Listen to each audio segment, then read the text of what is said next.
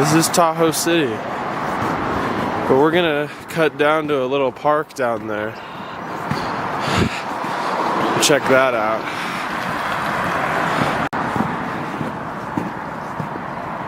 Headed to Commons Beach.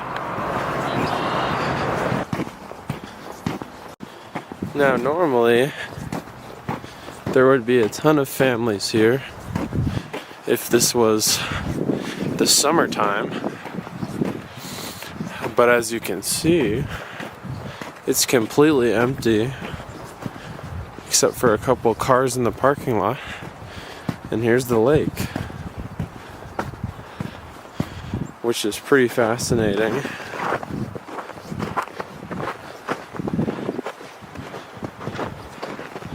So you've got your snowy beach, and you can see the sand creeping through a little because it's not terribly